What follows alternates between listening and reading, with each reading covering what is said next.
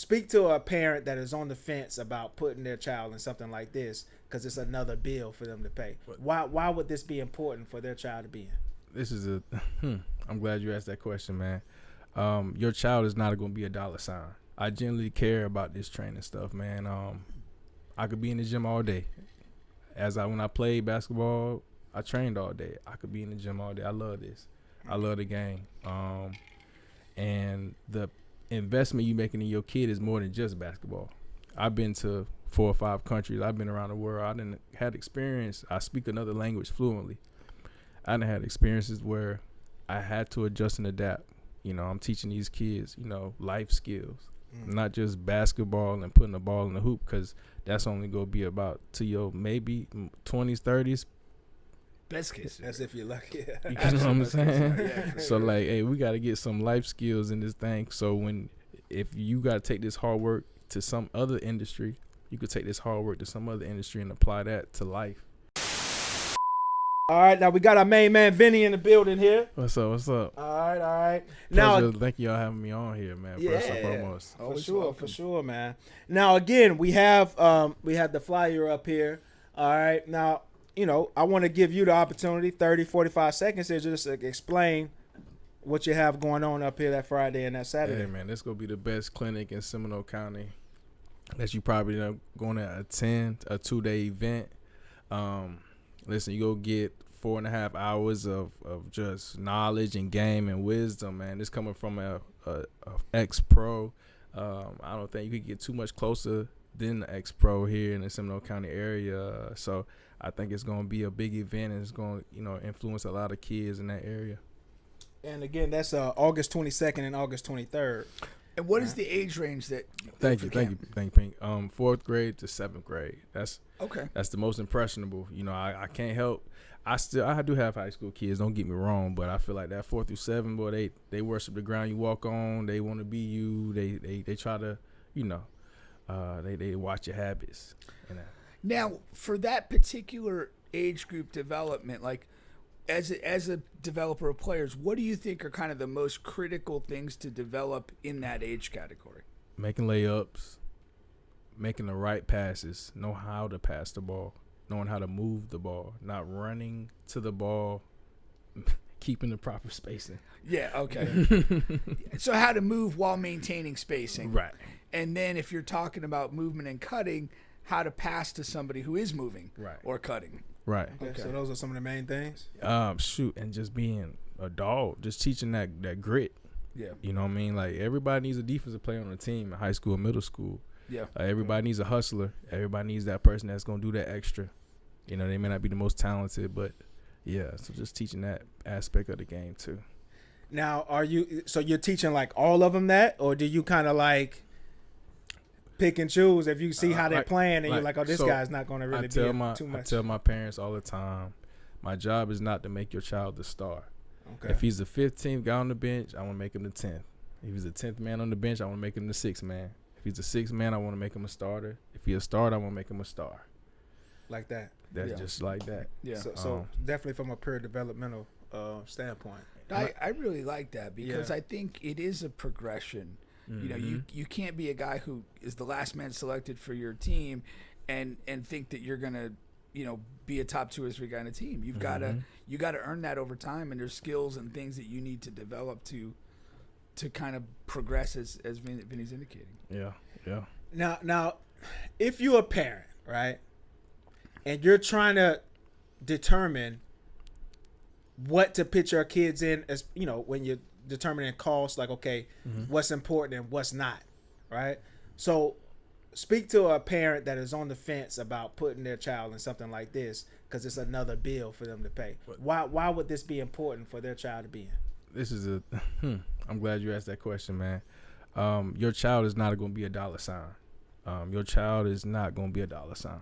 I genuinely care about this training stuff, man. I could be in the gym all day. When I played basketball, I trained all day. I could be in the gym all day. I love this. I love the game. And the investment you making in your kid is more than just basketball. I've been to 4 or 5 countries. I've been around the world. I done had experience. I speak another language fluently. I done had experiences where I had to adjust and adapt. I'm teaching these kids, life skills, not just basketball and putting the ball in the hoop, because that's only going to be about to your maybe 20s, 30s. Best case. As if you're lucky. You know what I'm saying? Yeah, So, like, hey, we got to get some life skills in this thing. So if you got to take this hard work to some other industry, you could take this hard work to some other industry and apply that to life. But yeah, I love it. I love the kids, man. I like that. I think from the perspective, kind of addressing the question, when you have a kid that wants to do something, as a parent, I think you're like duty bound to give them the opportunity. So if you have a kid who's expressing an interest in basketball, you get him to a camp, get him on a team. It may not work out great. You have to be okay with that. But like, you give him the opportunity. Maybe he kind of really grabs onto it and turns into a guy like, that wants to be in the gym all the time. Maybe it's something that like he does enough to realize, I don't want to do that again. But when you're a parent, it's about giving your kid those opportunities. You're going to put them in situations where they're going to face adversity and things like that. And they're going to get more grit and more resilience from that. And another thing, Pink, is we're not just going to be it's a lot of highlight age right now. Highlights this, highlight this. No, we're going to be grinding. Like, we're going to really put the work in, skills development. We got our own gym over at Indian Trails Middle School. Oh, okay. So I that's my gym. Okay. So we going to get at least 3 workouts a week where we're learning how to play the game. We're not be emphasis on, we got to win the 4th grade championship, or we got to win the 5th grade. Like, winning is part of it. But the biggest thing is the IQ, the growth, the development. I tell all my parents, give me 2 months and I guarantee you see a difference in your kid. It's funny when you go to like the different, like we would see each other at 24-hour fitness from time to time, where you go and you're playing with some of the younger guys who are trying to do, like, so many of those guys, they may have a skill or an ability, but they don't know how to play. I think there's a huge value in learning how to play with other people, and be adaptable to what the situation calls for. Like, I always look at it like if you're playing pickup, it's like you look at the other 4 guys with you, and it's like, what do I do to help this group? Maybe I just need to set some screens and spot the corner. Maybe nobody else can dribble the ball, and I got to do that. Maybe nobody can score, and I got to find a way to do that. But like, intelligence and understanding what you can bring to the table, what the group needs you to do to be successful, is way better than everybody being able to do 25 dribble moves. And it's another thing too of getting that ego and pride out of the way, because I still see it to this day. 5th, 6th graders, I get a call from a parent. Oh, he had 16 points this game. He did great. Next game, the kid's not passing him the ball because he scored so much last. It's like, no, we ain't having that here. Yeah, we ain't having none of that gyration, right? Like, we go be play team basketball, still work that ball energy, move it around. If he go off again for this game, he just going off again. But don't get in that ego and pride stuff that, since he's scoring, I gotta stop passing him the ball. Like, no, we ain't doing that. Nah, that's very good. That's very good. For sure. Yeah. Now, what about? I wanted to start it off talking about the clinic that you have coming up here, but what about you? Like, sell yourself. Man, to the parents, like, why should they trust you? The true definition of the underdog story, man. I only played 1 full year of varsity at Lake Brantley High School. I got hurt my sophomore year when I just got moved up to varsity, and I went from nobody my junior year to top 50 in the state of Florida in my class in 2010. How? If you didn't get a chance to play, was it like camps or was it? No, I'm talking about my senior year. So I was already pretty good in high school, but my senior year I was nobody I was late on everybody's recruiting scene. Yeah. So I had to go the JUCO route, and I was, man, like I said, a lot of trainers. Now I said, I'm not knocking. I'm just saying that I went JUCO to Division I to the D2. So I done seen the cold world of the JUCO world. I done seen the highlights of the D1, and I done seen the low levels of the D2. Yeah. So I done rode the buses in D2. I done took the plane flights in D1, and we done thugged it out JUCO. Literally, 2 meals. It's different. That's a different grind. And that JUCO is not for everybody. Yeah. But I had the pleasure of just being around so many coaches, learning so much from so many other pros, and just being around so many people to be a student of the game, that I gained all this knowledge from here, and then now I'm just putting it all in one. Facts. Yeah. Kobe says good topic. So that is good. Yeah.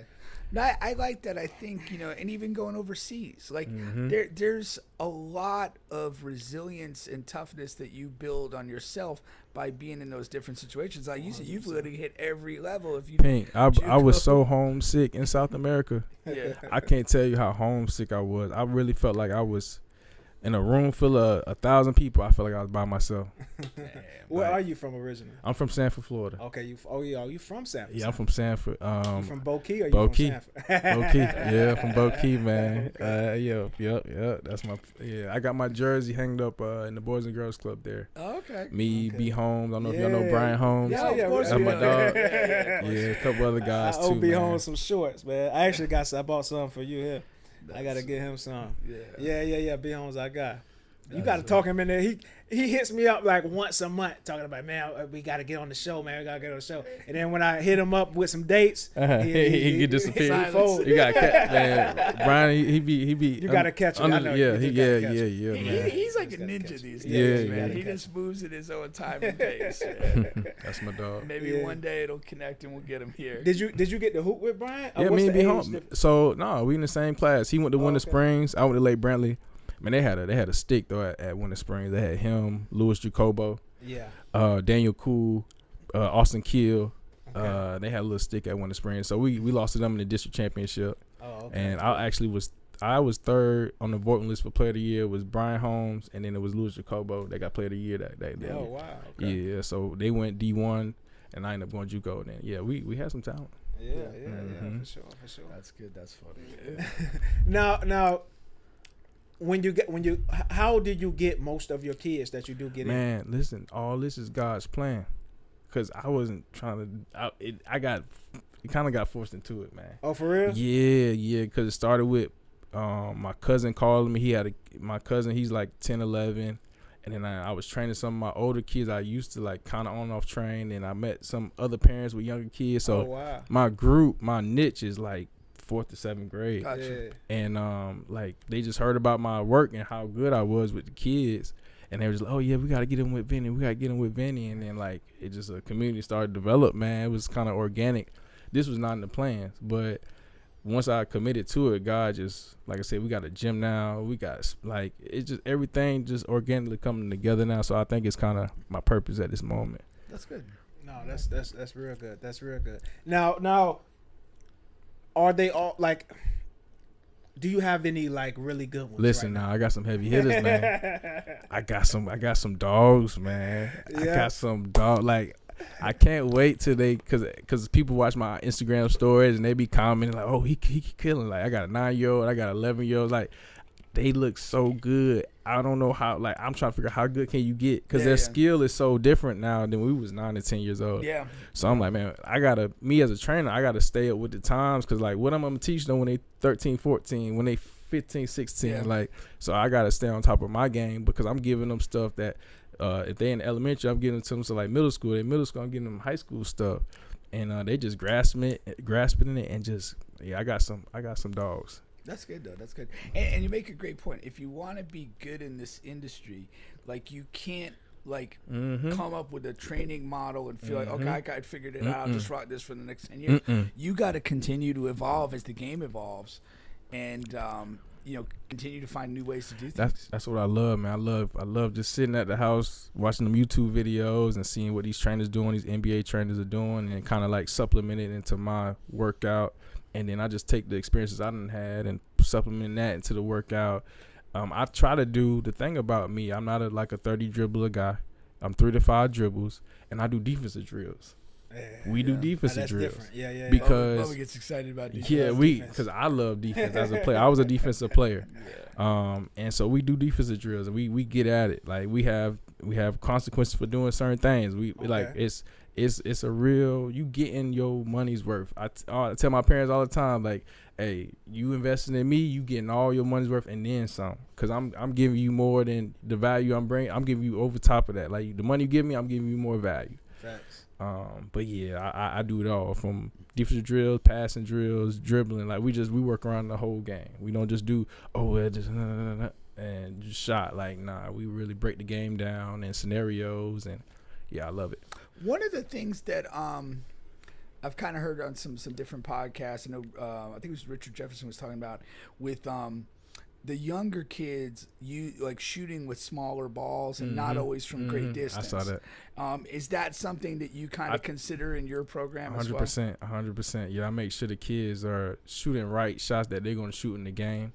And then some kids, you know, they do, like, I got a sixth grader I got a sixth grader now, but he was in fifth grade. He was a bigger sixth grader, so I had him using the bigger size balls to get ready for middle school. So it's kind of like you just got to figure out the kid. Yeah. And like I said, it's so many different, I mean, just like being a teacher, you got to learn their personality. Some people don't like getting yelled at. You got to, like, I tell my parents, I'm not going to just yell at your kid because I'm going to yell at him at the right time. Yeah. Because right now I'm trying to build his confidence.